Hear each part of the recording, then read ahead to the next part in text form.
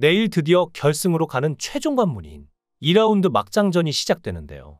준결승전은 400점이 걸린 1라운드, 1대1 장르 대첩과 860점이 걸린 2라운드 막장전 140점이 걸린 대국민 응원 투표의 총합 끝에 14명 현역 중 상위 9명만 결승전에 직행하고 나머지 5명은 방출 후보에 놓일 예정입니다. 지난 10회 준결승전 1라운드 1대1 장르 대첩이 잔인한 양자택일로 인한 의외의 결과들이 속출에 충격을 안긴 가운데 이를 뒤집을 수 있는 막장전에서는 또 어떤 반전 신화가 작성될지 벌써부터 기대가 되는데요. 그런데 갑자기 현역 가왕2 전국 투어 콘서트를 두고 여기저기서 시끄럽습니다. 현역 가왕2 제작사인 크레아 스튜디오와 현역 가왕2 콘서트 및 매니지먼트 사업 계약을 맺었다는 NCH 엔터테인먼트는 공식 입장을 내요. 현재 양사 간의 계약 유효 확인 청구 소송이 진행 중인 상태로 아직 법원에 판결이 나지 않았으므로 현역 가왕2의 콘서트에 대한 사업 권리는 당사에게도 있다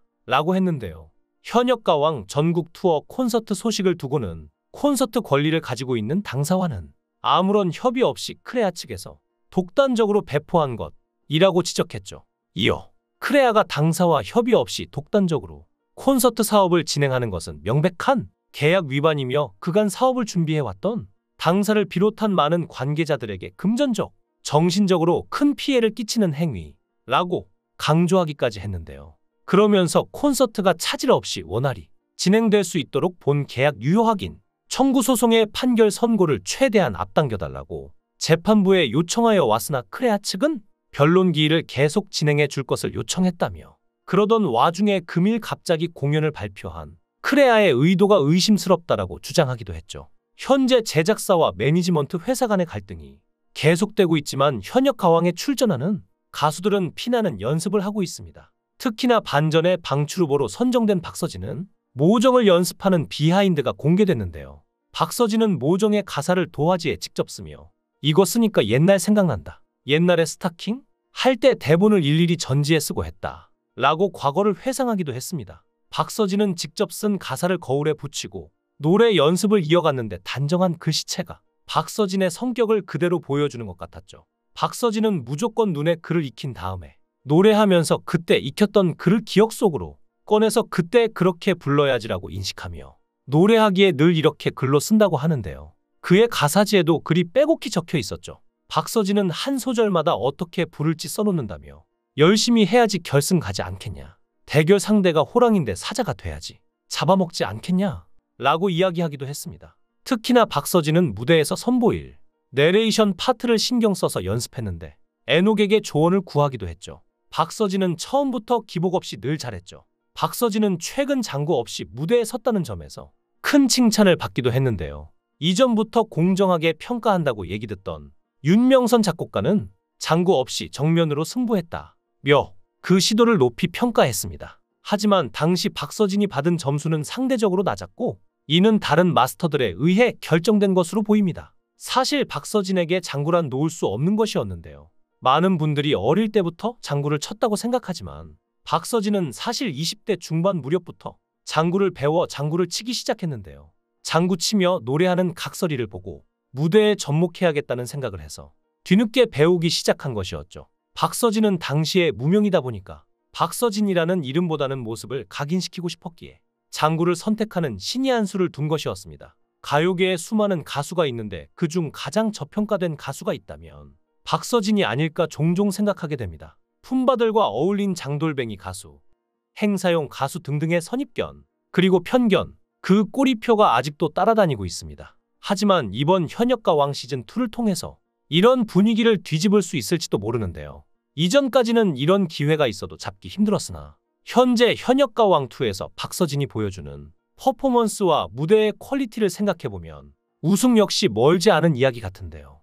박서진을 보면 겨울은 반드시 봄이 된다는 말이 생각납니다. 그의 실력은 실로 대단했고 불행했던 시절만큼 행복할 권리가 있는 박서진이 아닐까요? 자신이 잘못한 게 없음에도 구설수에 시달리고 많은 루머들에 시달리는 박서진이지만 여태까지 그가 버텨온 시간만큼은 진짜입니다. 박서진은 군 면제 논란에 대해 얼마나 힘들었는지 조심스레 심경을 고백한 적이 있는데요. 그는 당시 뭐든 삼킬 때마다 모래를 삼키는 것 같았다며 힘들었던 시절을 떠올렸습니다. 그는 부모님과 통화하며 고향으로 내려오라는 말을 들었고 고향에 도착한 후 집안일을 하면서 안정을 되찾았습니다. 박서진은 그동안 배고프다는 생각조차 하지 못했고 음식을 먹어도 그것이 모래 같다는 기분을 느꼈는데 고향에 도착하고 나서야 음식을 먹을 수 있던 것이죠. 그렇게 박서진은 이 모든 어려움을 이겨내고 현역가왕 무대에 다시 섰습니다. 악착같이 살겠다는 다짐을 하며 가족들의 위로 덕분에 다시 일어설 수 있었다는데요.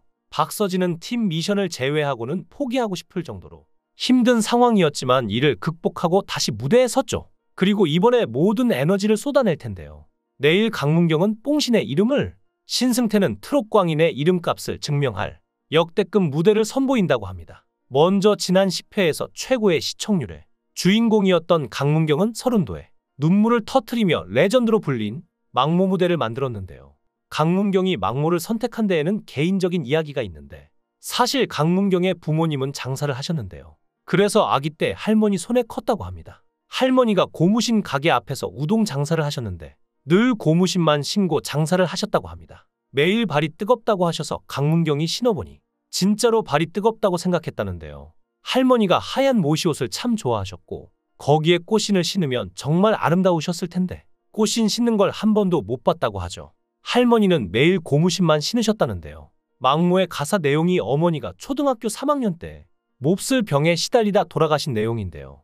강문경은 이 얘기를 하며 자신이 할머니 영정사진 들었을 때가 초등학교 3학년 때였다고 말하며 할머니에 대한 애정을 털어놓았습니다. 눈물을 흘린 서른도는 저도 어머님을 떠나보내고 왜 살아계실 때 더 잘해드리지 못했을까 아쉬움을 갖고 살았다 라며 많은 분들이 눈시울을 적시는 시간이 아니었을까 라고 말 그대로 최고의 극찬을 했는데요. 이어 서른도는 강문경 씨는 우리 가요계의 옥석이다. 나훈아 선배님 이후로 트로트를 이렇게 감칠나게 표현하는 사람을 못 봤다 라고 말하며 여태까지 서른도가 심사했던 역사상 가장 칭찬한 무대가 바로 강문경의 망모죠. 그리고 이번엔 여자의 빙의한 파격 무대로 연예인 판정단들을 쓰러지게 했는데요. 준결승전 1라운드 1대1 장르 대첩에서 2위에 올랐던 강문경은 여자 가수 노래를 선곡해 원곡 그대로 내가 여자가 되어보자 라는 결연한 다짐을 했습니다. 또한 강문경이 수줍은 미소와 손끝 포인트까지 살리며 여자가 왔어 라는 평가를 쏟아내게 한 가운데 강문경의 무대 전 MC 신동엽이 강문경 씨 그만 만끽하시고 라는 짧은 한마디를 건넨 이유는 무엇인지도 궁금해지는데요. 그리고 신승태는 고송대관의 네 박자를 자신만의 스타일로 재해석해 현장을 열광으로 이끌어냈습니다. 준결승전 1라운드 1대1 장르 대첩에서 5위를 기록한 신승태는 제가 원래 꽹과리 상세였습니다 라고 고백한 뒤 비장의 무대를 꽹과리화했는데 신승태가 신들린 꽹과리 연주를 더해 더 파워풀하게 재해석한 네 박자 무대를 선보이자 마스터들은 흥에 만취했죠. 트롯 광인의 진면목을 발휘한 신승태의 네 박자 무대는 어떤 결과를 초래할지 궁금증이 치솟고 있는 상황입니다. 과연 어떤 가수들이 결승에 진출할지 여러분들이 응원하는 가수의 이름을 댓글로 남겨주세요. 시청해주셔서 감사합니다.